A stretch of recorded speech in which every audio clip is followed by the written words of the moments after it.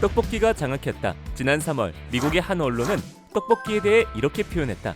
미국이 관심을 두고 있는 메뉴는 바로 한국의 추억의 음식이라며 미국에서 한국 길거리 음식 수요가 급증하고 있다고 보도했다. 구독자 1,000만 명을 보유한 유명한 요리 유튜버는 떡볶이에 들어가는 떡까지 직접 제조하며 자세한 레시피를 선보였고 약 270만 뷰에 달하며 뜨거운 반응을 보였다. 할리우드 스타 캣 데닝스는 직접 떡볶이를 만들어 먹으면서 입술이 불났다고 농담할 정도. 아시아 지역은 물론 미주 지역에서도 떡볶이를 가장 트렌디한 K-푸드로 꼽으며 인기가 급부상하고 있다는데, 하지만 10년 전만 해도 떡볶이의 해외 진출은 불투명해 보였다. 2009년 정부가 계획한 한식 세계화 전략의 4가지 음식 중 하나가 떡볶이였는데, 떡볶이의 고급화, 현지화, 대량화 등의 전략을 내세웠지만 당시 현지화할 인프라가 마땅치 않았으며 시기나 환경면으로도 모두 역부족이었다. 음식이 아닌 고물을 씹는 것 같다며 식감에서 거부감을 느낀 외국인들에게 떡볶이는 주목받지 못한 음식이었는데, 그런데 최근 떡볶이 수출이 점차 증가하기 시작했다. 관세청 수출입 데이터에 따르면 2017년 쌀떡볶이 수출액은 약 1,603만 달러에 그쳤지만 2020년엔 약 5,376만 달러를 기록하며 미주 지역을 넘어서 유럽, 중동까지 활발하게 떡볶이를 수출하는 중이다. 불과 10년 전까지만 해도 외면받았던 떡볶이. 대체 왜 갑자기 인기를 끌게 됐을까? 첫 번째는 K-컬처, 즉 한국 문화의 전파에 따른 영향이다.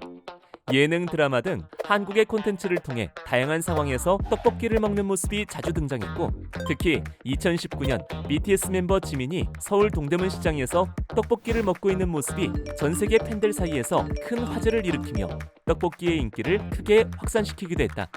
매년 해외에서 개최되는 글로벌 K-컬처 페스티벌 K-콘에선 해외 팬들에게 만두, 김밥 등 한국 음식을 시식할 수 있는 부스를 함께 준비하여 K-팝은 물론 K-푸드까지 자연스럽게 접할 수 있게 하였다.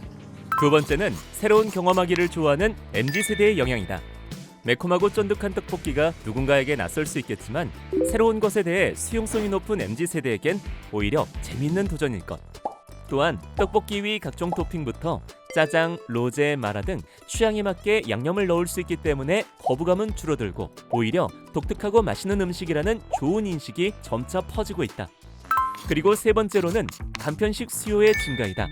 간편하고 효율적인 것을 추구하는 현대인의 라이프 스타일에 맞게 떡볶이도 간편하게 조리해 먹는 제품이 증가하고 있다. 농림축산식품부가 집계한 2021년 수출 통계 실적 결과에 따르면 떡을 포함한 쌀 가공식품은 2018년부터 큰 성장세가 시작됐는데 2020년에는 가장 큰 폭인 약 27%나 확대되면서 1억 3,804만 달러가 넘는 수출액을 기록했다. 즉, 떡볶이 인기의 상승은 한류 열풍과 MZ세대의 특성, 그리고 팬데믹으로 인한 간편 제품의 증가, 이 모든 것이 맞아떨어져 시너지를 일으킨 결과라고 생각해 볼 수 있다. 이러한 흐름에 따라 CJ제일제당도 K-스트리트 푸드를 세계화하기 위한 전략 품목 중 하나로 떡볶이를 선정했다. 글로벌 고객의 입맛을 고려해 3가지의 다양한 맛으로 상온 떡볶이 제품을 출시하며 앞으로 미국, 일본, 베트남, 중동까지 전략적 수출 및 현지 생산을 준비하고 있다. 외국인들에게 도전하기 어렵게만 느껴졌던 한국의 소울푸드 떡볶이. 해외 시장에서의 반전은 음식 자체로서만 이루어진 것이 아닌 진정한 한국의 문화가 함께 전해졌기에 얻은 결과이지 않을까.